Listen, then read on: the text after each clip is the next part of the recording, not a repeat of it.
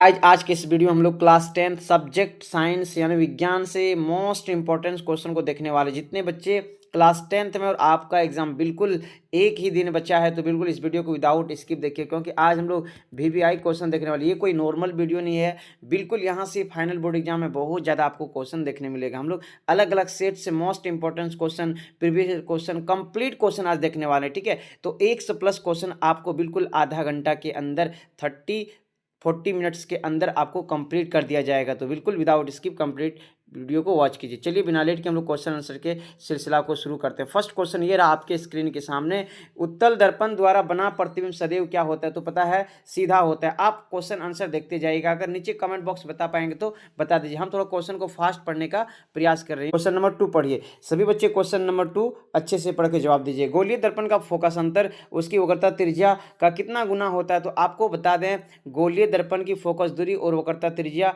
कितना गुना होता है? तो याद रखिए आधा होता है। जैसे गोलीय दर्पण की फोकस दूरी F बराबर R/2 होता है। आपको ये फॉर्मूला बिल्कुल याद रखना है, और अगर इसका उल्टा बोलेगा R बराबर 2F होता है, ये भी आप याद रखिएगा। अगर फोकस अंतर बोल रहा है वक्रता त्रिज्या का तो आधा हो जाएगा। अगर बोलेगा वक्रता त्रिज्या फोकस अंतर का क्या है तो 2 गुना हो जाएगा। ठीक है, थोड़ा आप अच्छे से इसको पढ़ लीजिएगा। चलिए आगे बढ़ते बिना लेट के। अवतल दर्पण की फोकस दूरी क्या होती है? जी आपको बताएगा अवतल दर्पण की फोकस दूरी ऋणात्मक होती है। और उत्तल दर्पण की फोकस दूरी आप नीचे कमेंट बॉक्स में बताइए। अगर उत्तल सवाल रहेगा तो पॉजिटिव होगा और अवतल पूछेगा तो नेगेटिव होगा। याद रखिए, तो अवतल दर्पण की फोकस दूरी क्या होता है? ऋणात्मक होता है। ऑप्शन नंबर 3 बिल्कुल सही हो जाएगा। ठीक है, अगर धनात्मक ऋणात्मक ना दे करके पॉजिटिव भी आ सकता है तो उत्तल का होता है पॉजिटिव और अवतल का होता है नेगेटिव। तो इसका राइट आंसर होगा नेगेटिव है, अवतल का तो ऋणात्मक, इसको हिंदी में बोलते हैं। ठीक है, नेक्स्ट क्वेश्चन की ओर सभी बच्चे आज एक क्वेश्चन नंबर 4 बहुत आसान आसान क्वेश्चन पूछा गया है। हजामती दर्पण के रूप में किस दर्पण का उपयोग होता है?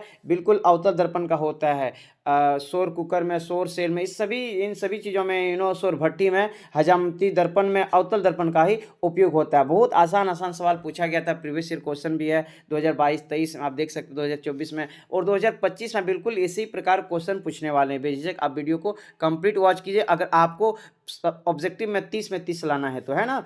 नेक्स्ट क्वेश्चन की ओर सभी बच्चे आ जाइए। गोलीय लेंस, जी हाँ, गोलीय लेंस मुख्य कितने प्रकार के होते हैं? आपको बता दें 2 प्रकार के होते हैं, उत्तल लेंस और अवतल लेंस। गोलीय लेंस 2 प्रकार, उत्तल लेंस, अवतल लेंस। आगे बढ़ते बिना लेट के क्वेश्चन नंबर 6 पे सभी बच्चे आ जाए। क्वेश्चन नंबर 6 पे क्या पूछा है?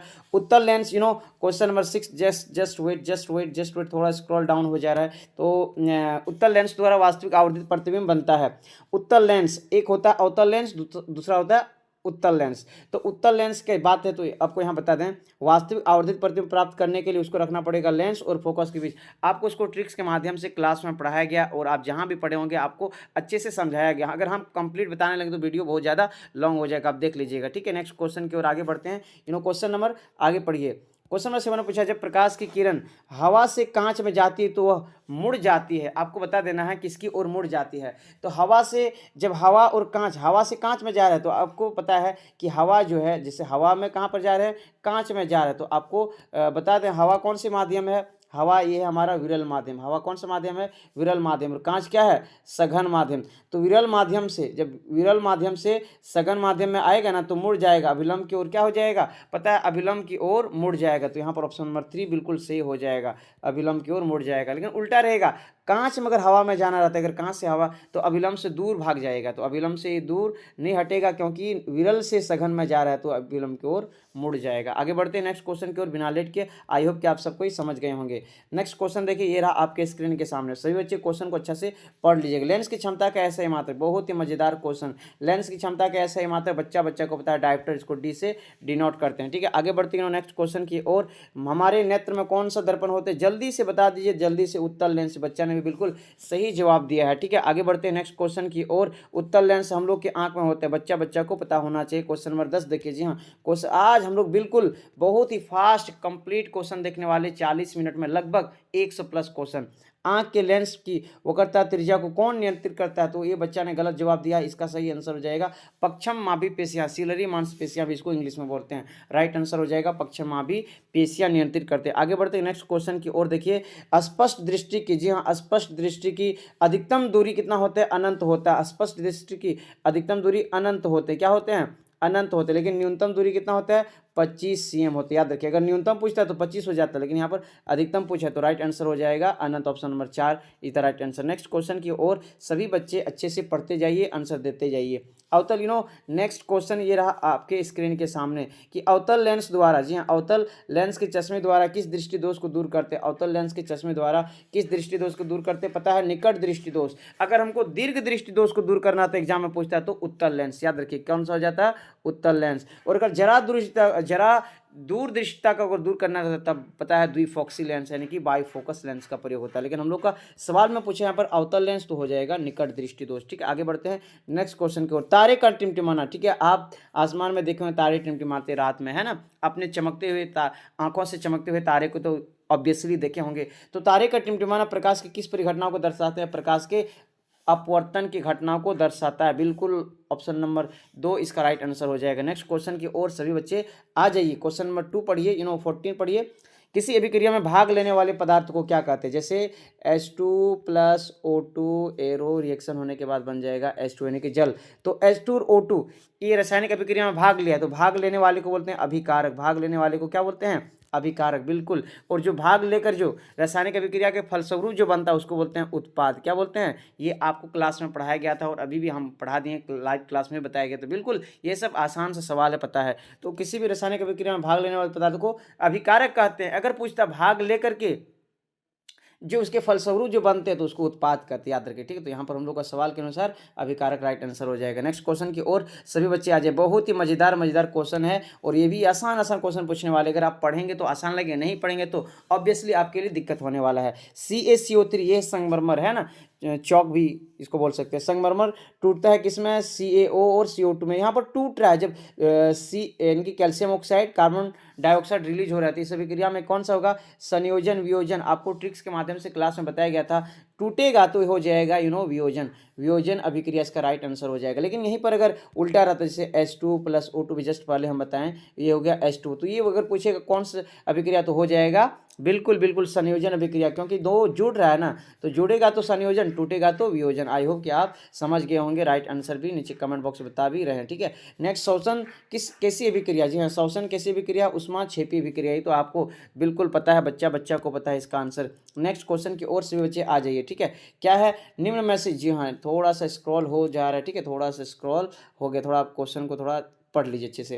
क्या बोला? निम्न में से कौन सा अभिक्रिया नहीं होगा? निम्न में से कौन सा अभिक्रिया नहीं होगा? तो आपको थोड़ा क्वेश्चन को अच्छे से पहले समझ लेना है, कौन सा अभिक्रिया नहीं होगा। तो बता दें ऑप्शन नंबर 2 बिल्कुल सही हो जाएगा, ZnSO4 + Cu। क्योंकि जो जिंक होता है ना, और जिंक जो है कॉपर, जो जिंक है और कॉपर है ना, जिंक ज़्यादा ताकतवर होता है कॉपर से। तो कॉपर इसके जो एलिमेंट्स है उसको नहीं छीन पाएगा, इसके जो है ना SO4 जो सल्फेट है इसको नहीं छीन पाएगा, जिस कारण से रिएक्शन नहीं होगा। आप सक्रियता श्रेणी याद किए होंगे, सबसे शक्तिशाली होते हैं पोटेशियम, फिर सोडियम, इस तरह आपको पढ़ाया गया था। सबसे कम जो होते हैं सोना और चांदी होते हैं। तो आपको यहाँ पर याद रखना है, जो कॉपर होते हैं कमजोर होते हैं जिंक से, इस प्रकार ये रिएक्शन नहीं हो सकता। ऑप्शन नंबर 2 बिल्कुल राइट आंसर हो जाएगा, ठीक है। नेक्स्ट क्वेश्चन की ओर यहाँ पर संतुलित समीकरण को चुनना है जिसके बाईं और दाईं ओर तत्वों के परमाणुओं की संख्या बराबर हो। तो हम लोग फर्स्ट चेक करेंगे, इसमें सोडियम 1 है, इसमें भी सोडियम कितना है? 1 है। इसमें देखिए हाइड्रोजन यहाँ पर 2 और यहाँ भी 2, कितना 2 2 4 हो गया। और हाइड्रोजन यहाँ पर देखिए 1 है, यहाँ पर 2, बिल्कुल ये गलत हो गया। तो संतुलित है ही नहीं, हम लोग को संतुलित पहचानने बोला है, रिएक्शन दिया। अब देखिए यहाँ पर आयरन 3 है यानी कि Fe3, यहाँ भी Fe3 है। ऑक्सीजन अब हाइड्रोजन देखिए 4 और यहाँ पर 2, गुना 4 दूना 8 हो गया, और यहाँ पे 4 दूना कितना हो गया? 8 हो गया। अब ऑक्सीजन यहाँ पर देखिए, ऑक्सीजन इसके सामने 4 है, मतलब इसके साथ भी 4 है, ठीक है। तो यहाँ पर ऑक्सीजन के साथ देख सकते हैं 4 है, और यहाँ पर ऑक्सीजन भी 4 है। तो बिल्कुल option number 2 is the right answer हो जाएगा। बिल्कुल इस संतुलित रासायनिक समीकरण का उदाहरण है ऑप्शन नंबर 2, ठीक है। तो जितने बच्चों ने ऑप्शन नंबर 2 चुने बिल्कुल आप सही जवाब दिए। आपको पता करना है बाईं और दाईं ओर के तत्वों की परमाणु की संख्या बराबर हो गया तो वही संतुलित है। नेक्स्ट क्वेश्चन की ओर आ जाइए सभी बच्चे को। अभिक्रिया, जी हाँ, अभिक्रिया दिया हुआ है, इनमें से बताना है उपचयन किसका हो रहा है। आपको बताया गया था क्लास में, जिसके साथ ऑक्सीजन जुड़ेगा, O2 जुड़ेगा तो वो होगा उपचयन। जिसके साथ O2 हटेगा, ह्रास होगा, उसका हो जाएगा अपचयन। तो उपचयन अपचयन अभिक्रिया का दूसरा नाम है रेडॉक्स अभिक्रिया। तो हम लोग यहाँ पर देखना ऑक्सीजन किसके साथ जुड़ रहा है, वही उपचयन। यहाँ पर जिंक ऑक्साइड थे, ठीक है, और यहाँ पर कार्बन अकेले थे, तो यहाँ पर रिएक्शन होने के बाद जिंक अकेला हो गया, यानी कि इसका अपचयन हो गया, और कार्बन के साथ आ गया ऑक्सीजन, तो कार्बन का बिल्कुल उपचयन हो रहा। ऑप्शन नंबर 2 बिल्कुल बिल्कुल सही हो जाएगा। जितने बच्चे ने ऑप्शन नंबर 2 चुने बिल्कुल सही जवाब दिया। आगे बढ़ते नेक्स्ट क्वेश्चन की ओर। नेक्स्ट क्वेश्चन ये रहा आपके स्क्रीन के सामने, मजेदार वाला क्वेश्चन।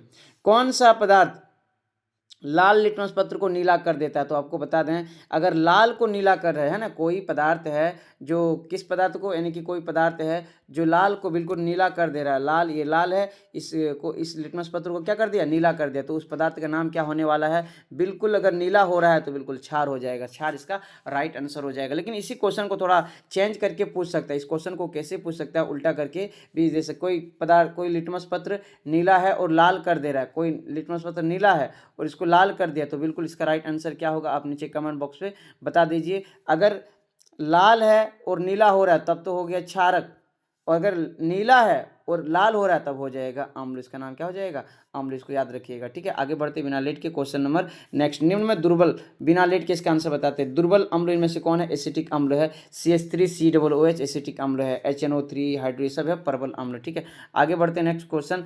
अम्लीय विलयन, अम्ल अपने जलीय विलयन में कौन सा आयन उत्पन्न करता है? तो याद रखिए, अम्ल अपने जलीय विलयन में H+ आयन उत्पन्न करते हैं। 22 नंबर का राइट आंसर क्या हो जाएगा?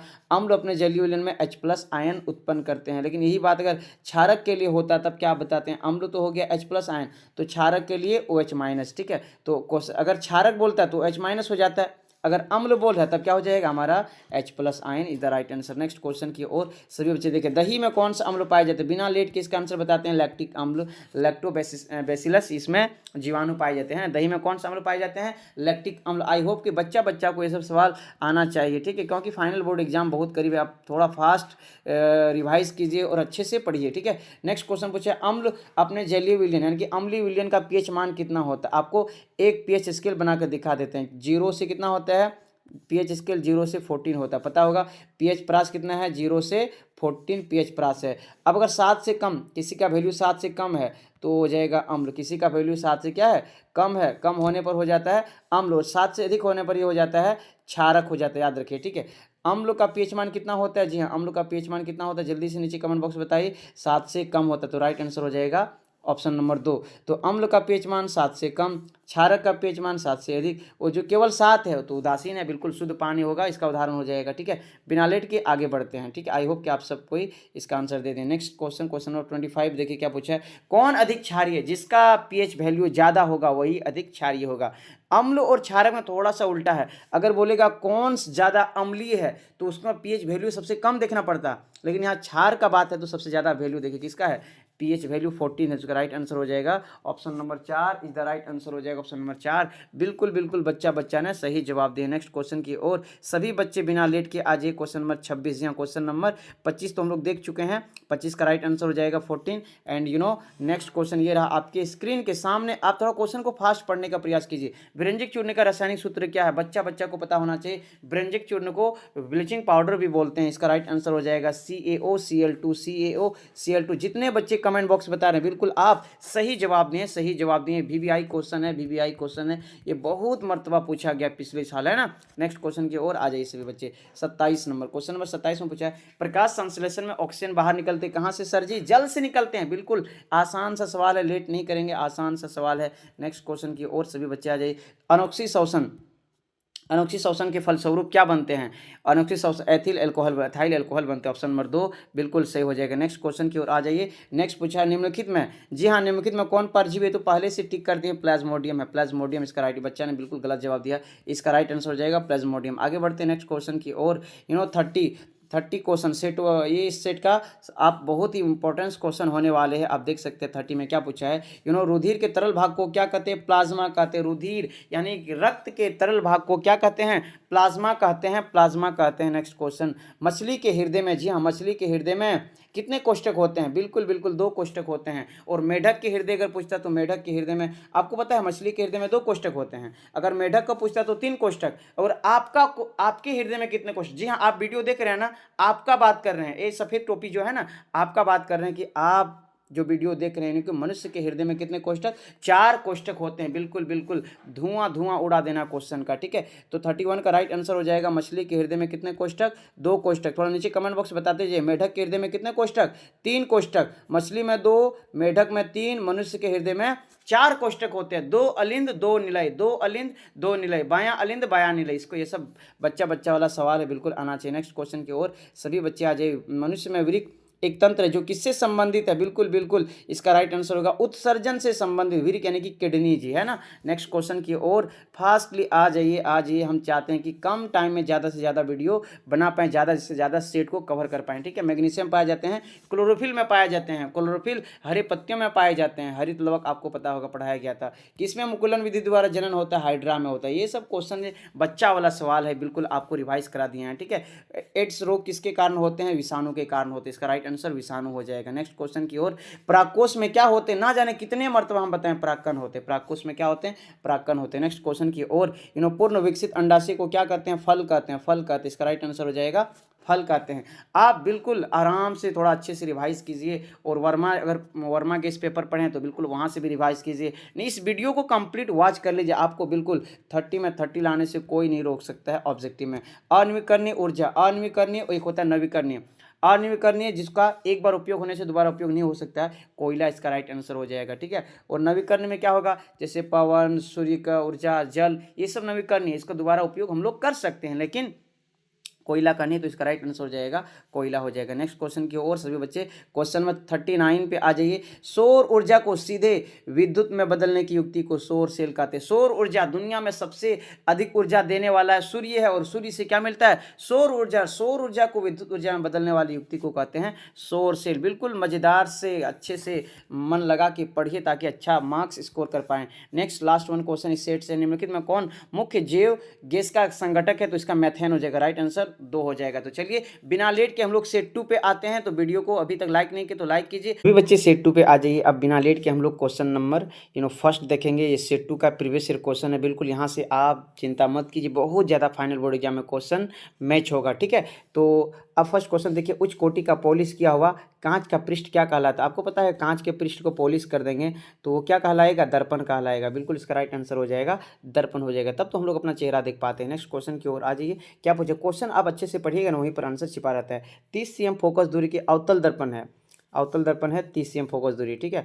आपको बता दें यहाँ पर बताया फोकस पर वस्तु को रखा गया तो प्रतिबिंब कहाँ बनने वाला, तो याद रखिए फोकस जब भी फोकस पर रखेंगे प्रतिबिंब अनंत पर बनने वाले। यहाँ पर अनंत स्पेलिंग मिस्टेक आप देख लीजिएगा, अनंत हो जाएगा, ठीक है। आपको ट्रिक्स के माध्यम से क्लास में पढ़ा दिया जाएगा, अगर पढ़ें तो बिल्कुल अच्छा है, नहीं पढ़ें तो आपको पढ़ा दिया जाएगा। नेक्स्ट क्वेश्चन पे सभी बच्चे आ जाइए। क्वेश्चन नंबर 3 क्या पूछा, एक अवतल लेंस की फोकस दूरी 20 cm है, इसकी क्षमता निकालना है। तो याद है f बराबर दिया है 20 cm दिया है, f बराबर 20 cm है, और अवतल लेंस तो इसका नेगेटिव होगा, यानी कि माइनस में होगा, ऋणात्मक होगा। तो p निकालना हम लोग का, p बराबर क्या होता है, फॉर्मूला थोड़ा बता दीजिए। p बराबर 1/f होता है। इससे पहले आप देखिए cm में दिया, इसको मीटर में बदल लीजिए तो माइनस 20 cm है ना, तो इसको मीटर में बदलेंगे तो -0.2 मीटर हो जाएगा, -0.2 मीटर। तो 1/0.2 मीटर माइनस, जब इसको ये कुछ हम लोग डिवाइड करेंगे फाइनल, अगर अब डिवाइड करके इसका रेशियो हो जाएगा 5 डाईऑप्टर हो जाएगा, 5 डाईऑप्टर माइनस में हो जाएगा। देखते हैं ऑप्शन नंबर डी में 5 डाईऑप्टर दिया, बिल्कुल सही हो जाएगा। आपको बिल्कुल डिटेल्स पढ़ा दिए क्लास में, यहाँ तो आपको रिवाइज कराने के लिए यहाँ तो ऑप्शन नंबर डी इधर राइट आंसर हो जाएगा। नेक्स्ट क्वेश्चन देखिए क्या पूछा है, बहुत मज़ेदार क्वेश्चन पूछा, थोड़ा समझ लीजिए फिर जवाब देना है आपको। अवतल लेंस में आवर्धन बराबर होता है। अवतल लेंस में देखिए, लेंस बात आएगा तो आपको याद रखना है क्या होगा, लेंस बराबर जब भी पूछेगा v/u होगा। लेकिन जैसे पूछेगा दर्पण के लिए, लेंस के लिए v/u होगा, लेकिन दर्पण के लिए अगर पूछ देता यही बात, अगर दर्पण के लिए रहता तो -v/u होता। आपको बिल्कुल ये बात अच्छे से समझ लेना है, दर्पण के लिए -v/u और लेंस के लिए v/u होता है। आप अच्छे से इसको समझ लीजिए। क्वेश्चन नंबर 5 में क्या पूछा है, जी हाँ, यहाँ पर बताया गया है कि नेत्र गोलक लंबा होना कौन सा दृष्टि दोष उत्पन्न करता है। जब भी नेत्र गोलक लंबा हो जाएगा तो याद रखिए निकट दृष्टि दोष उत्पन्न होगा, छोटा होने से दीर्घ दृष्टि दोष। ये सब अच्छे से आप रिवाइज कर लीजिएगा। नेक्स्ट क्वेश्चन देखिए, क्वेश्चन नंबर 6 में क्या पूछा है, अगर तीव्र प्रकाश की पुतली आकृति क्या हो जाता है, अगर तेज रोशनी पड़ेगा, आंख है इसमें तेज रोशनी पड़ने से पुतली क्या हो जाता है, छोटी हो जाता है। और अगर धीमा धीमा जैसे अंधेरे में पुतली बड़ा हो जाता है, तेज रोशनी में पुतली छोटी हो जाती है। तो यहाँ पर तेज रोशनी, तीव्र रोशनी तो छोटी हो जाएगा। बिल्कुल आप देखे होंगे अचानक धूप से आते ही घर में प्रवेश करते हैं तो बिल्कुल अंधेरा सा दिखाई देने लगता है ना, आप देखे होंगे ये सब बिल्कुल वही घटना दर्शा रहे। क्वेश्चन नंबर 7 में क्या लिखा है, निम्न में से कौन सा मात्रक एम्पियर ए के बराबर होता है। तो आपको बता दें कूलम पर सेकेंड इसका राइट आंसर हो जाएगा। कूलम पर सेकेंड इसका राइट आंसर हो जाएगा। Coulomb per second is the right answer हो जाएगा। Q by t is the right answer. दोनों को चेंज करने से हम लोग को आ जाएगा कूलम पर सेकेंड। आगे बढ़ते बिना लेट के क्वेश्चन नंबर नेक्स्ट पे आइए। 8 नंबर में क्या लिखा है, 8 नंबर में देखिए, 1 ओम के 10 प्रतिरोध समांतर क्रम में जोड़ा गया, यानी कि 1/r इक्वल टू करेंगे तो 1/r1 1/r2 1/r3 10 तक ले लेना है ना।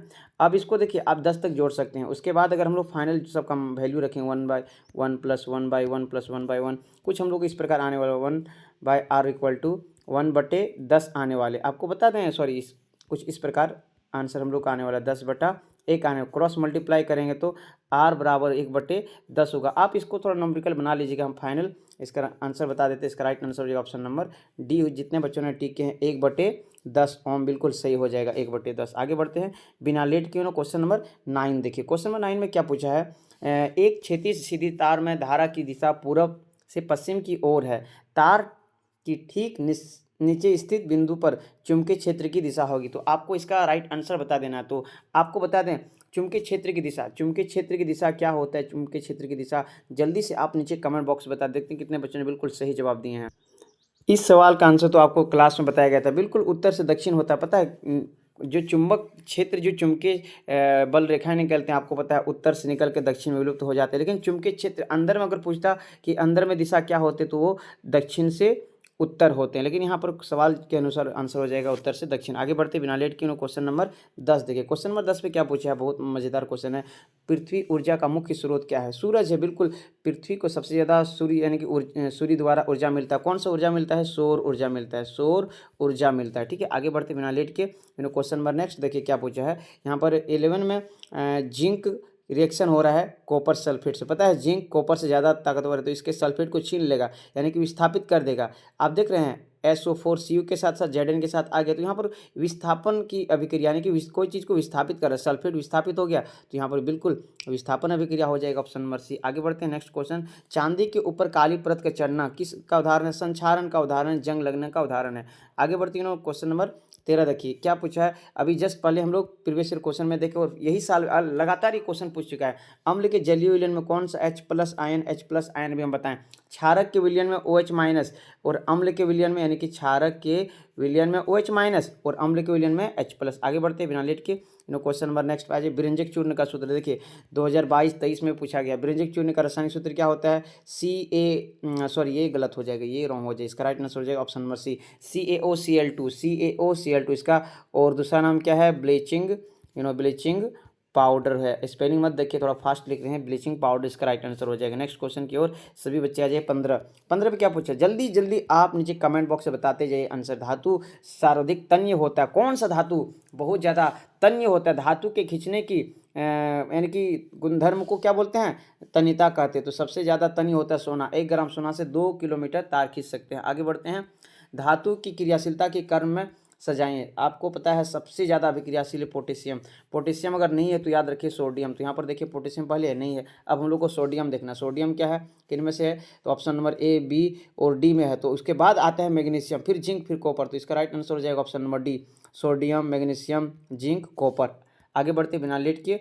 कार्बन की संयोजकता, आपको पता है बच्चा को पढ़ाया गया था क्लास में। कार्बन की 4 संयोजकता होते हैं, 4 हाथ होते हैं जिनमें से हाइड्रोजन को पकड़ते हैं और भी चीज़ों को पकड़ सकते हैं। तो आपको बिल्कुल इसका राइट आंसर सी चुन लेना है। कार्बन की संयोजकता 4 टाइम है, ज़्यादा से ज़्यादा क्वेश्चन को अटेंड करना है। लंबी श्रृंखला वाले कार्बोक्सिलिक अम्ल के सोडियम को क्या कहते हैं, साबुन कहते हैं सर, साबुन कहते हैं। और आपको क्लास में बताया गया था साबुन और अपमार्जक में 2 अंतर बताना है। तो जल्दी से आप थोड़ा बता दीजिए, तब तक आगे हम बढ़ रहे हैं। ठीक है, साबुन और अपमार्जक में अंतर, ये मोस्ट इंपॉर्टेंट क्वेश्चन आप देख लीजिएगा। साबुन कम साफ करते हैं और अपमार्जक ज़्यादा कपड़े को सफाई प्रदान करते हैं। साबुन कम प्रदूषक होते हैं और अपमार्जक ज़्यादा प्रदूषक होते हैं, यानी कि ज़्यादा प्रदूषण फैलाते हैं। नेक्स्ट क्वेश्चन की ओर सभी बच्चे आ जाइए। 19 नंबर सिलिकॉन आवर्त सारणी की, हालांकि ये चैप्टर रिमूव कर दिया गया है 2025 में जितने बच्चे एग्जाम देने वाले हैं, फिर भी आप आंसर देख लीजिए। सिलिकॉन को 14 वर्ग में रखा गया, ठीक है, 14 वर्ग का सदस्य। आगे बढ़ते बिना लेट के क्वेश्चन नंबर 20, ये भी चैप्टर रिमूव कर दिया गया, अभी हम जस्ट पहले बताएं आपको। आधुनिक आवर्त सारणी में आवर्त 2 में कितने तत्व होते हैं? 8 होते हैं। पहला में 2, दूसरा में 8 होते हैं, तो 2 दूसरा आवर्त बोल रहा है तो इसमें हो जाएगा 8, बिल्कुल सही हो जाएगा। नेक्स्ट क्वेश्चन आ जाइए 21। 21 में क्या पूछा जी? 21 नंबर पूछा है, विषमपोषी जीव अपने उत्तरजीविता के लिए प्रत्यक्ष परोक्ष रूप से आश्रित रहते हैं। पता है विषमपोषी जीव जो दूसरे पर निर्भर होते हैं, पता है मनुष्य जानवर दूसरे पर निर्भर होते हैं, हरे स्वपोषी पौधे पर निर्भर होते हैं। इसका राइट आंसर हो जाएगा 22। देखिए 22 नंबर में पूछा है सवाल कि पौधे के वायवीय भागों से जल के वाष्प के रूप में की क्रिया को क्या कहते हैं? मोस्ट इंपॉर्टेंट, वाष्पोत्सर्जन। पेड़ पौधे के पत्ते से जल की हानि वाष्पोत्सर्जन कहलाते हैं, बिल्कुल आप डिफिनेशन पढ़ चुके हैं। नेक्स्ट क्वेश्चन की ओर आ जाइए। आप पेड़ पौधे देखें ना, पेड़ पौधे जब भी देखे होंगे, इसके जो पेड़ पौधे के पेड़ पौधे के जो पत्ते होते हैं, पेड़ पौधे के पत्ते से वाष्पोत्सर्जन की प्रक्रिया होती है, वही सवाल पूछा है। पेड़ पौधे के पत्तियों में महीन छिद्र होते हैं जिसे रंध्र कहते हैं, और ये गैसों का आदान प्रदान करते हैं, प्रकाश संश्लेषण की क्रिया में मदद करते हैं। तो 23 देखिए, 2 तंत्रिकाओं कोशिकाओं के मध्य खाली स्थान को सिनेप्स कहते हैं, बिल्कुल बिल्कुल सिनेप्स कहते हैं। जितने बच्चों ने ऑप्शन नंबर सी चुने हैं, ऑप्शन नंबर सी सोचे हैं, बिल्कुल सही सोचे हैं। 24 नंबर देखिए 24 में पूछा है, मानव में बुद्धि एवं चतुराई का केंद्र क्या है? सेरिब्रम है, सेरिब्रम, सेरिबेलम लिखा है, option number B is the right answer हो जाएगा। मोस्ट इंपॉर्टेंट क्वेश्चन और 2-3 साल ही रिपीटेड क्वेश्चन है, ठीक है, अच्छे से पढ़ लीजिए। 25 देखिए, अंडाणु निषेचित होता है, अंडाणु निषेचित कहाँ पर होता है? जल्दी से आपको बता देना, फिलिपियन नलिका में होता है। देखते हैं कितने बच्चों ने इसका राइट आंसर बताया, कितने बच्चों ने राइट आंसर। बिल्कुल सभी बच्चे सही बता रहे हैं, जवाब फिलिपिन नलिका इज द राइट आंसर हो जाएगा। नेक्स्ट देखिए क्वेश्चन नंबर 26, देखिए बहुत ही जल्दी 10 मिनट के अंदर हम लोग सेट 2 कंप्लीट कर लें। नर युग्मक तथा मादा युग्मक के संलयन को क्या कहते हैं? बिल्कुल बिल्कुल आपको नीचे कमेंट बॉक्स बता दें, संयोजन से क्या बनता है? युग्मनज बनता है, option number A is the right answer हो जाएगा। देखते हैं कितने बच्चों ने इसका भी जवाब बिल्कुल सही दे रहे हैं, क्योंकि बहुत ही जल्दी सभी बच्चे, क्या बात है, बिल्कुल सही जवाब दे रहे। युग्मनज होगा सर इसका राइट आंसर, युग्मनज होगा। आगे बढ़ते बिना लेट के क्वेश्चन नंबर 27, अवशेषी अंक का उदाहरण। सबसे पहले समझिए अवशेषी अंक कहते हैं किसे?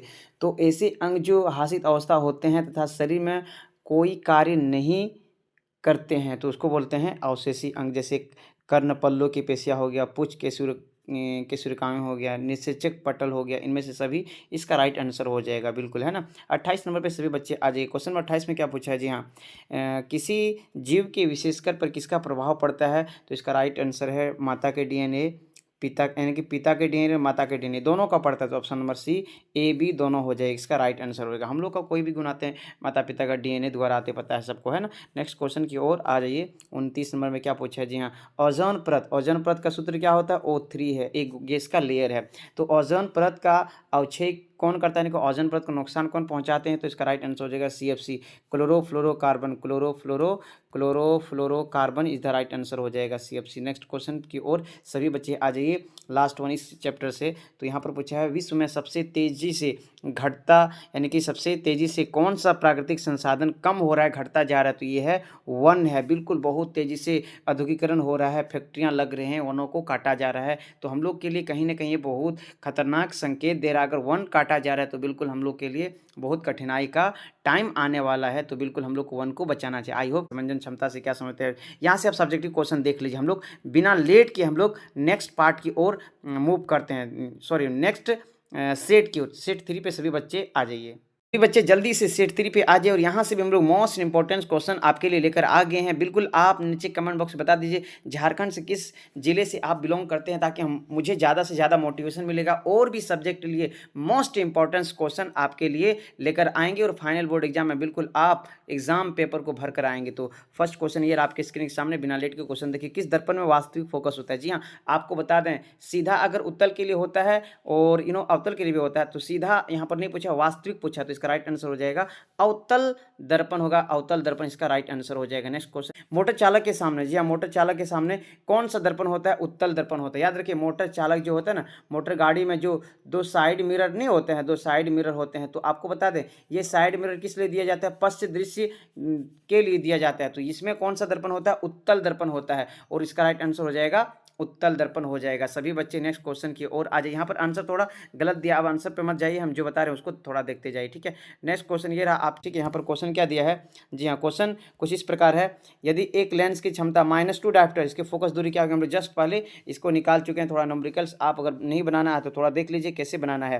जैसे फोकस क्षमता डायोप्टर यानी कि P बराबर -2 डायोप्टर दिया हुआ है, हम लोग को निकालना क्या है, फोकस दूरी निकालना। तो फोकस दूरी निकालने का F बराबर 1/P, तो 1 का 1 और P का वैल्यू कितना -2 डायोप्टर, इसको जब हम लोग डिवाइड करेंगे तो आ जाएगा 0.5 मीटर हो जाएगा। लेकिन यहाँ पर CM में आंसर दिया, आप देख सकते हैं सेमी में दिया है, तो 0.5 को जब सेमी में बदलेंगे तो इसका कुछ आंसर आ जाएगा 50। माइनस और माइनस है, आपको बता दें माइनस में क्वेश्चन रहेगा तो माइनस में आंसर, प्लस में रहेगा तो प्लस में आंसर। और ये भी ध्यान दीजिएगा, अगर उत्तल लेंस है तब तो प्लस होने वाला है, अवतल लेंस है तो माइनस। यहाँ पर माइनस दिया तो हम लोग को पता चल रहा है कि यहाँ पर अवतल लेंस का बात हो रहा है, तो इसका राइट आंसर हो जाएगा बिल्कुल 3 नंबर 50 -50 CM, क्योंकि क्वेश्चन भी माइनस में, आंसर भी माइनस में आएगा। नेक्स्ट क्वेश्चन, निम्न में से किस माध्यम का अपवर्तनांक सबसे अधिक होता है, तो पता होना चाहिए सबसे अधिक अपवर्तनांक हीरा का होता है। सबसे अधिक अपवर्तनांक किसका होता है, हीरा का होता है। नेक्स्ट क्वेश्चन की ओर सभी बच्चे आ जाइए। क्वेश्चन, प्रिज्म द्वारा प्रकाश की कौन सी परिघटना को दर्शाता है, आपको बता दें वर्ण विक्षेपण। प्रिज्म प्रकाश की कौन सी परिघटना को दर्शाते हैं, यहाँ पर जब सूरज की सूर्य की रोशनी इस प्रिज्म में जब पड़ते हैं तो कौन सी परिघटना को दर्शाते हैं, पता होगा। सूरज की रोशनी जैसे पड़ते हैं इसमें 7 रंगों में विभक्त हो जाते हैं, अलग अलग 7 रंगों में क्या हो जाते हैं, ये विभक्त हो जाते हैं, यानी कि 7 वर्णों में बंट जाते हैं। तो इसका सही क्या हो जाएगा, वर्ण विक्षेपण हो जाएगा। वर्ण विक्षेपण ऑप्शन नंबर 3 इसका राइट। जरा दृष्टि दोष किस प्रकार के लेंस द्वारा दूर करते हैं, जरा दृष्टि दोष आपको पता है, निकट दृष्टि दोष के लिए, निकट दृष्टि दोष के लिए अवतल, दीर्घ दृष्टि दोष के लिए उत्तल, आपको पिछले सेट में बताया गया था। यहाँ पर जरा दृष्टि दोष के लिए क्या हो जाएगा, नहीं होने वाला है, क्योंकि निकट के लिए अवतल, दीर्घ के लिए उत्तल, तो यहाँ पर जरा दृष्टि के लिए द्विफोक्सी हो जाएगा, द्विफोक्सी।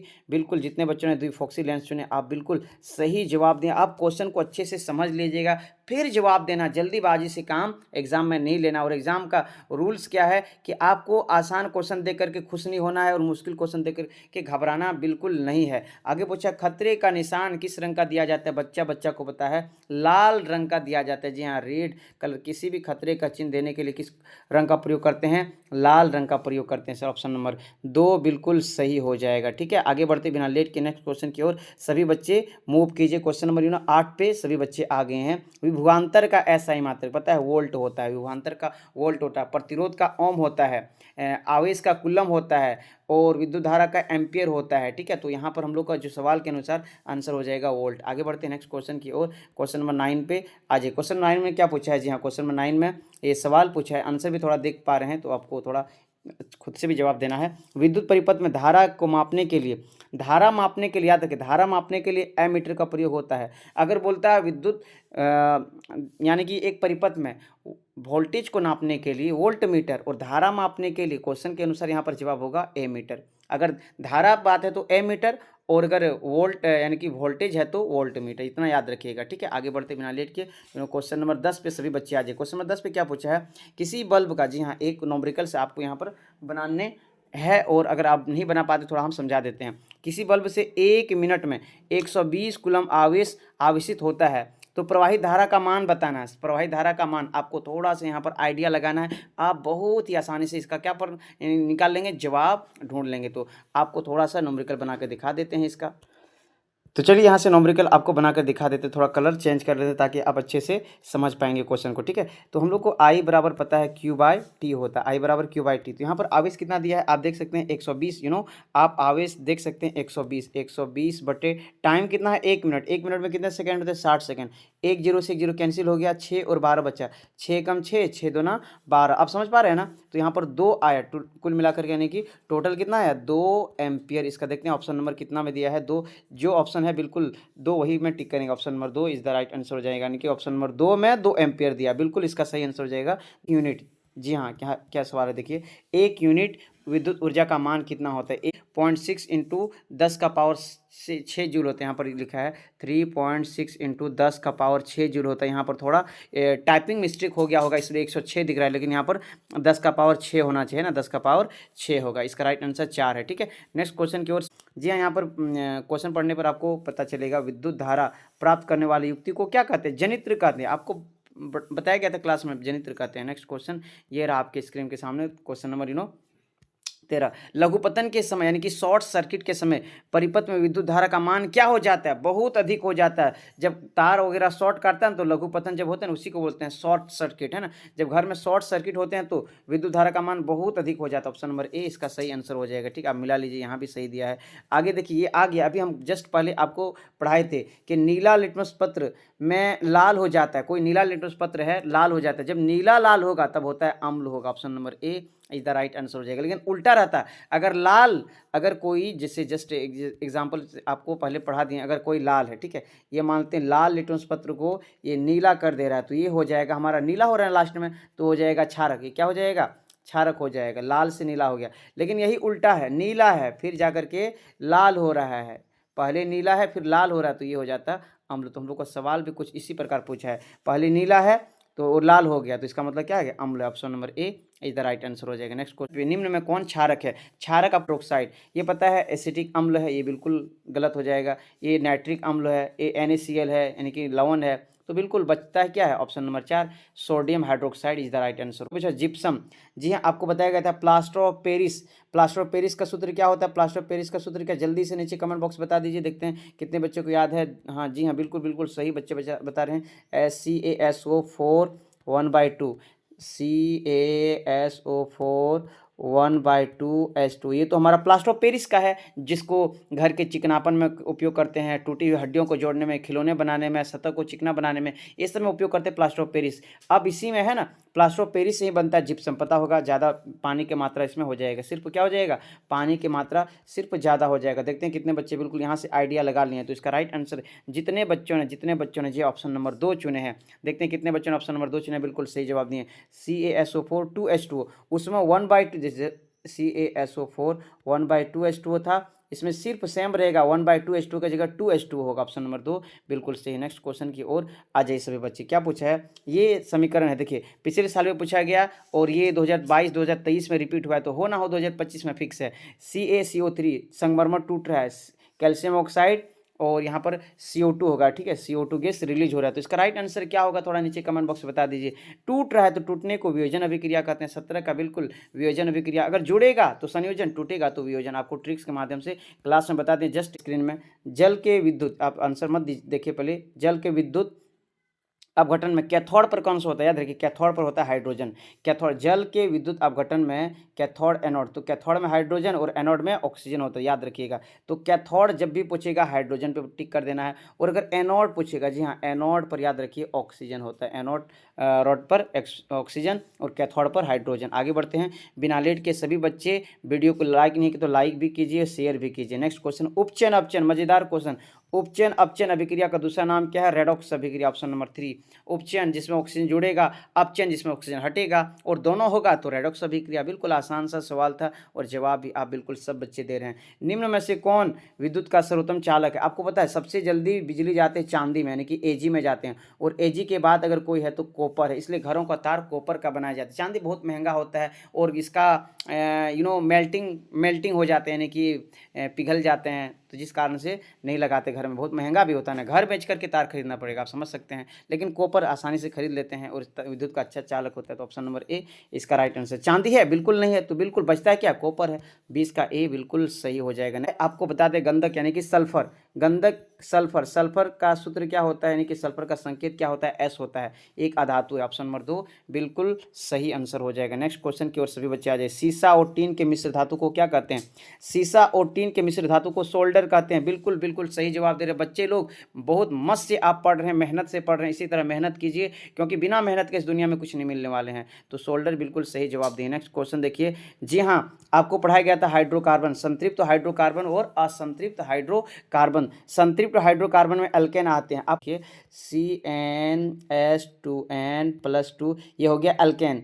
आगे CnH2n, ये एल्कीन, और नेक्स्ट लिखा थे CnH2n-2, ये हो गया एल्काइन, यानी कि 2 गुना से 2 अधिक रहने पर एल्केन, 2 गुना रहने पर एल्कीन, और 2 गुना से 2 कम रहने पर एल्काइन। ये क्लास में पढ़ाया गया। तो यहाँ पर देखिए 2 गुना से 2 अधिक है, तो इसका राइट आंसर हो जाएगा एल्केन। CnH2n एक संतृप्त हाइड्रोकार्बन और एल्केन इसका बिल्कुल राइट आंसर हो जाएगा। नेक्स्ट क्वेश्चन देखिए, एल्डिहाइड, जी हाँ, एल्डिहाइड आपको बताया गया था, कितने बच्चे को याद है एल्डिहाइड, RCHO, आर की जगह पता है जुड़ने वाला है कार्बन, ठीक है, तो तो RCHO आपको देखना है, तो बिल्कुल option number 2 is the right answer हो जाएगा, ऑप्शन नंबर 2। तो हम लोग देख लें, थोड़ा ये भी समझ लीजिए ना, कुछ भी आ सकता है एग्जाम में इसी से रिलेटेड, ये नहीं कि फिक्स यही आएगा। तो OH अल्कोहल है, डबल बॉन्ड CO कीटोन है, ये कार्बोसिलिक है, तो बचता क्या है, ये हमारा aldehyde, option number 2 is the right answer. Next question की ओर सभी बच्चे मूव कीजिए। एथेनॉल में सोडियम, क्या पूछा है देखिए, एथेनॉल सोडियम से अभिक्रिया कर कौन सा गैस बनाता है, बच्चा को पता है। एथेनॉल जैसे सोडियम से अभिक्रिया करेगा, एथेनॉल जैसे सोडियम से अभिक्रिया करेगा, हाइड्रोजन गैस रिलीज हो जाएगा, H2 गैस रिलीज हो जाएगा, ठीक है। आंसर भी यहाँ पे देख सकते हैं, hydrogen gas is the right answer हो जाएगा। नेक्स्ट देखिए, आवर्त सारणी में, ये चैप्टर 2025 में रिव्यू कर दिया गया, पर कोई नहीं। आवर्त सारणी में कितने आवर्त होते, याद रखिए 7 आवर्त होते। कितने आवर्त होते हैं, 7 आवर्त, तो 18 वर्ग होते हैं। तो आवर्त पूछा तो 7 और वर्ग पूछेगा तो 18। हालांकि 2025 में चैप्टर रिमूव कर दिया गया, इसलिए आपको क्लास में नहीं पढ़ाया गया। बिल्कुल 27 में स्वपोषी पोषण के लिए क्या जरूरी है, पेड़ पौधा के लिए पानी भी जरूरी है, खनिज लवण भी जरूरी है, सूर्य का प्रकाश भी जरूरी है। तो देखो CO2 जल जरूरी है, जड़ से प्राप्त कर लेते, क्लोरोफिल जरूरी है, सूर्य का प्रकाश जरूरी है, इनमें से सभी, बिल्कुल इनमें से सभी हो जाएगा। देखिए कोई भी एक पेड़ पौधा, जस्ट आपके लिए एक पेड़ पौधा भी बना दे रहे हैं। पेड़ पौधा जमीन से पानी खींच लेते हैं, सूर्य की रोशनी से सूरज प्रकाश संश्लेषण की क्रिया होते हैं, और CO2 हम लोग दे देते हैं ना, CO2 हम लोग ऑक्सीजन लेते हैं और CO2 दे देते हैं। तो इस प्रकार से, और पेड़ पौधे के पत्ते में क्लोरोफिल मौजूद रहते हैं, तो इनमें से सभी हो जाएगा, ठीक है। आगे बढ़ते बिना लेट किनो क्वेश्चन नंबर 28 पे आ जाए। सभी बच्चे क्वेश्चन नंबर 28 को अच्छे से पढ़े। क्वेश्चन नंबर 28 में क्या लिखा है, जी हाँ, जठर ग्रंथि कहाँ से पाए जाते हैं, जठर ग्रंथि आमाशय में पाए जाते हैं। बच्चे को पता होना चाहिए, जठर ग्रंथि कहाँ पाए जाते हैं, आमाशय में पाए जाते हैं। आंसर मिला लीजिए सभी बच्चे, यहाँ पर आंसर भी दिया हुआ है। नेक्स्ट क्वेश्चन की ओर मूव करते हैं। क्वेश्चन नंबर नेक्स्ट क्या है, 29 नंबर में पूछा है, पित्तरस स्रावित होते हैं। पित्तरस कहाँ से स्रावित होते हैं, इसका आंसर फाइनल आप देख लीजिए, यकृत ग्रंथि से स्रावित होते हैं। बच्चा को पता होना चाहिए, ऑप्शन नंबर 4 बिल्कुल सही हो जाएगा। नेक्स्ट क्वेश्चन की ओर सभी बच्चे आ जाए, ठीक है। थोड़ा सा स्क्रॉल हो जा रहा है, आप आंसर देख पा रहे हैं, इसलिए आप थोड़ा दिमाग लगाइए, फिर आंसर आपको देखना है। क्वेश्चन नंबर 30 देखिए क्या पूछा है, सबसे छोटी अंतस्रावी ग्रंथि कौन है, पिट्यूटरी ग्रंथि हो जाएगा, ऑप्शन नंबर 2 बिना लेट के आपको बता देना, पिट्यूटरी ग्रंथि। नेक्स्ट क्वेश्चन की ओर 31 आ जाएगी, बहुत ही आसान क्वेश्चन। घेंघा रोग पनपता है किसकी कमी से, आयोडीन की कमी से, ऑप्शन नंबर 4 बिल्कुल सही हो जाए। घेंघा रोग पनपता है किसकी कमी से, आयोडीन की कमी से, ऑप्शन नंबर 4 देख सकते, ऑप्शन नंबर 4 में दिया हुआ आयोडीन की कमी से। घेंघा का लक्षण क्या है, गर्दन का फूल जाना, ठीक है। नेक्स्ट हम लोग पूछा है प्राकोष में, देखिए पिछले साल भी पूछा गया था, प्राकोष में क्या होते हैं, प्राक्कन होते हैं, बिल्कुल राइट आंसर हो जाएगा। 33 में पूछा है, मानव में निषेचन की क्रिया कहाँ होती है। ना जाने कितना क्वेश्चन रिपीट हो रहा है, बहुत क्वेश्चन हर साल रिपीट हो जाता है। मानव में निषेचन की क्रिया होती है फिलिपिन नलिका में होती है, यानी कि किसी जीव की जीने की संरचना क्या कहलाती है, जीटो टाइप कहलाता है, यानी कि जीनोटाइप कहलाता है, सॉरी जीनोटाइप कहलाता है, ऑप्शन नंबर 2 बिल्कुल सही हो जाएगा। नेक्स्ट देखिए 35 में, एक स्त्री में कौन से गुणसूत्र, आपको पता है हम लोग के कोशिका के केंद्र में 23 जोड़े गुणसूत्र पाए जाते हैं। 23 जोड़े में अगर पूछेगा 23, टोटल 46 है, लेकिन जोड़े में जब भी पूछेगा 23 जोड़े गुणसूत्र पाए जाते हैं, जिनमें से स्त्री, मिस्त्री नहीं जी, स्त्री के लिए XX गुणसूत्र होता है, और पुरुष में कौन से गुणसूत्र पाए जाते हैं, XY गुणसूत्र पाए जाते हैं। आपको पता होना चाहिए, XY गुणसूत्र पुरुष में और XX गुणसूत्र स्त्री में। तो यहाँ पर स्त्री पूछा है, बिल्कुल ए हो जाएगा, मिस्त्री नहीं पूछा, स्त्री पूछा है, तो ऑप्शन नंबर ए। जितने बच्चों ने सही किया बिल्कुल सही जवाब दिए, और याद रखिए 23 जोड़े गुणसूत्र सवाल बन सकता है, ठीक है। नेक्स्ट क्वेश्चन, जैव आवर्धन वाला रासायनिक पदार्थ क्या है, DDT है, ठीक है। DDT कीटनाशक है, ऑप्शन नंबर 36 का डी बिल्कुल सही हो जाए, DDT। बाघ उपभोक्ता है, जी हाँ, बाघ पता है उपभोक्ता है, और बाघ क्या है, बिल्कुल आपको पता होगा, ये मांसाहारी जीव है। तो मानते घास है, घास को खा गया हिरन, ठीक है, हिरन को खा गया कौन, बाघ। तो स्तर पूछ रहा, प्रथम स्तर, द्वितीय, तृतीय, तो बाघ हमारा किस स्तर में आएगा, तृतीय स्तर में आएगा, ऑप्शन नंबर 3 बिल्कुल सही हो जाएगा, तृतीय स्तर होगा इसका राइट आंसर, स्तर। अगर हिरन पूछता तो हिरन पता है द्वितीय स्तर होता है, ठीक है। अगर क्वेश्चन को थोड़ा चेंज भी करके पूछ लेता तो ध्यान से आप पढ़ लीजिएगा, ठीक है। नेक्स्ट क्वेश्चन क्या है, चिपको आंदोलन 1972 में हुए थे, याद रखिए चिपको आंदोलन कब हुए थे, 1972 में हुए थे, आपको बताया गया। चिपको आंदोलन पेड़ों से बचाने के, पेड़ों को बचाने के लिए पेड़ों से चिपक जाते थे, इसलिए इसका नाम है चिपको आंदोलन। पवन चक्की का न्यूनतम चाल कितना होना चाहिए, 15 किलोमीटर पर आवर होना चाहिए। बच्चा को ये पढ़ाया गया है, बिल्कुल बताया गया। पवन चक्की का बिल्कुल न्यूनतम कितना होना चाहिए, इसका वेग 15 km पर आवर 15। बिल्कुल आपको वीडियो को स्किप नहीं करना है, आप देखिए, एक वीडियो आपके लिए बहुत बड़ा यूजफुल होने वाले हैं। जल विद्युत संयंत्र में किस ऊर्जा का किस यानी कि ऊर्जा को विद्युत ऊर्जा में रूपांतरित करता है? तो याद रखिए स्थितिज ऊर्जा को। आपको पता है जल से ही बिजली बनते हैं, तो जल संयंत्र में किस ऊर्जा को विद्युत ऊर्जा में बदलते हैं? स्थितिज ऊर्जा। इसका राइट आंसर हो जाए ऑप्शन नंबर 4। जितने बच्चों, आई होप कि आप बिल्कुल इस सेट से भी, ये प्रीवियस ईयर क्वेश्चन था, बिल्कुल आप सही जवाब दे रहे हो। तो इसी प्रकार फाइनल बोर्ड एग्जाम में आपको आंसर देना। बिना लेट के नेक्स्ट सेट पे आ जाइए सभी बच्चे। फाइनली हम लोग लास्ट सेट पे पहुंच चुके हैं। लास्ट सेट भी बिल्कुल आपको अच्छे से पढ़ लेना, यहाँ से भी कुछ ना कुछ क्वेश्चन बिल्कुल फिक्स है। आप अच्छे से, मेरा लास्ट वन रिक्वेस्ट है कि कंप्लीट वीडियो को वॉच कीजिए, कोई भी क्वेश्चन मिस ना हो जाए और आप 30 में 30 लाने से दूर ना हो जाए। तो लास्ट वन क्वेश्चन अच्छे से देखिए। तो फर्स्ट क्वेश्चन ये रहा आपके स्क्रीन के सामने। तो याद रखिए क्या पूछा है, समतल दर्पण की फोकस दूरी क्या होती है? अनंत होती है। आपको बिल्कुल पिछले मानव नेत्र पाठ में पढ़ाया गया था कि फोकस दूरी अधिकतम कितना होती है? अनंत होती है। कम से कम कितना? 25 सेमी। यहाँ पर पूछा है समतल दर्पण की फोकस दूरी, याद रखिए अनंत होता है। क्या पूछा है? Question number 2। देखिए क्वेश्चन नंबर 2 बहुत आसान पूछा है, आप थोड़ा क्वेश्चन को अच्छे से पढ़ लीजिएगा तब जवाब दे पाएंगे। किसी वस्तु का अवतल दर्पण द्वारा वास्तविक उल्टा समान आकार का, यहाँ पर पॉइंट है समान आकार का जब भी प्रतिबिंब बनेगा तो उसका स्थिति क्या होगा? तो आप बिल्कुल आंख बंद करके इसका जवाब दे देना है। जब भी समान आकार का क्या बनेगा?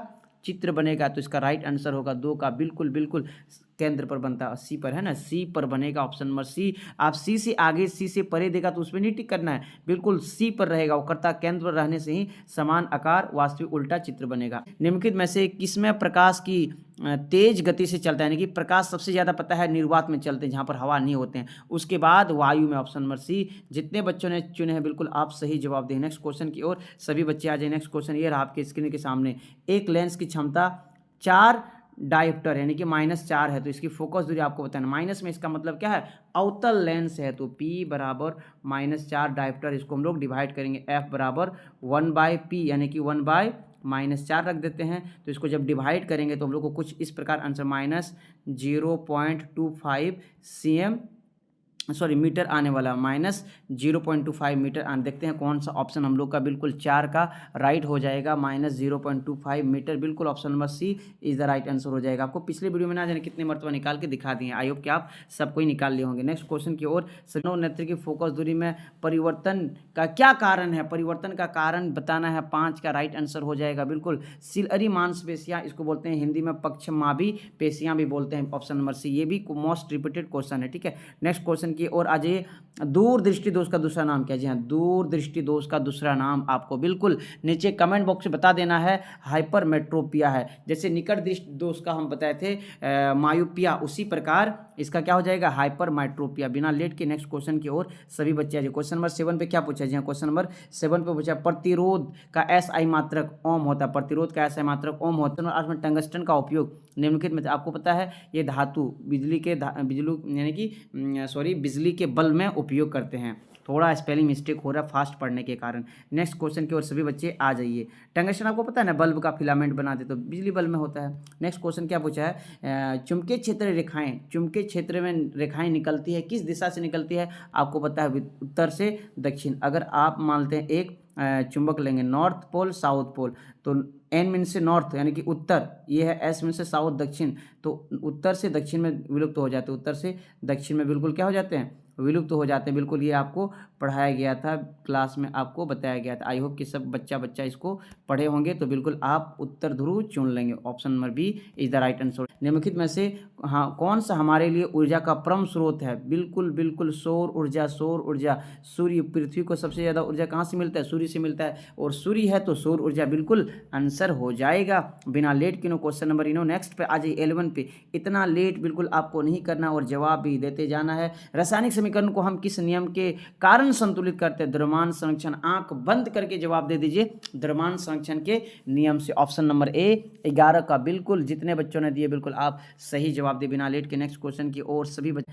आयरन कॉपर सल्फेट से रिएक्शन होने के बाद कॉपर सल्फेट अलग हो गया और ये आयरन सल्फेट बन गया। आप देख सकते हैं SO4 का विस्थापित हो गया, तो विस्थापन अभिक्रिया होगा। ये मोस्ट इंपॉर्टेंट क्वेश्चन है, पिछले साल भी पूछा गया, ठीक है। आप देख लीजिए, सांद्रता किस पदार्थ में सबसे अधिक होता है? तो H+ की सांद्रता, याद रखिए। नींबू का रस भी, जठरस, ये 2 में से बच्चा लोग को ज़्यादा डाउट रहता है, तो इसका डाउट हम थोड़ा क्लियर कर देते हैं। देखते हैं कितने बच्चों ने बिल्कुल सही जवाब दिया। तब तक नीचे कमेंट बॉक्स थोड़ा देख लेते हैं।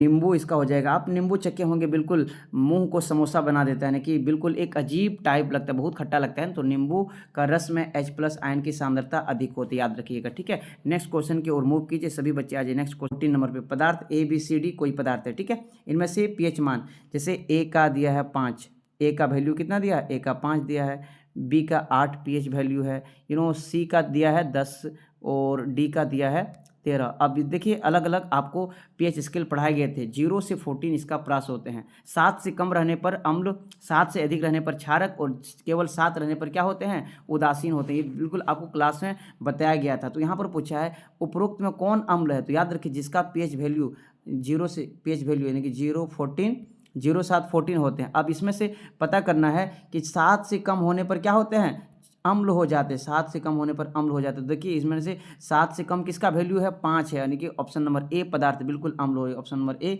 इज द राइट आंसर हो जाएगा। ऑप्शन नंबर ए जितने बच्चों ने चुने बिल्कुल इनमें से देखिए 13 है, बिल्कुल क्षारक है। 7 से अधिक है 10, ये भी क्षारक है। 7 से अधिक 8 है, ये भी क्षारक है। तो बचता है क्या, ए ना, तो ए बिल्कुल सही हो जाएगा। 5 pH मान 7 से कम है। और इसमें से किस लवण का उपयोग सोडा अग्निशामक में किया जाता है, तो ये बिल्कुल ये बच्चा वाला सवाल पूछ लिया, 15 वाला ना, बच्चा वाला सवाल आपको ये से बता देना। सोडियम हाइड्रोजन का कार्बोनेट NaCO3, बेकिंग सोडा भी इसको बोलते हैं, बेकिंग सोडा हिंदी में। बेकिंग सोडा का उपयोग कचौड़ी पकौड़ी को खस्ता बनाने में, दाल को शीघ्रता से पकाने में उपयोग होता है। निम्नलिखित में से कौन उभयधर्मी ऑक्साइड है, निम्नलिखित में से कौन सा उभयधर्मी ऑक्साइड, इसका right answer Al2O3 most important question, ये भी उभयधर्मी ऑक्साइड। नेक्स्ट क्वेश्चन की ओर सभी बच्चे आगे बढ़ते जाइए। दिए गए तत्व आपको पता है, इलेक्ट्रॉनिक विन्यास बताना है। तो इलेक्ट्रॉनिक विन्यास में कौन उत्कृष्ट गैस का इलेक्ट्रॉनिक विन्यास है, तो उत्कृष्ट पता है हीलियम हो गया है ना, जो आपको बिल्कुल लास्ट है ना, उसका पूरा बॉक्स भरना चाहिए, यानी कि कोष्टक भरना चाहिए लास्ट कक्षा में।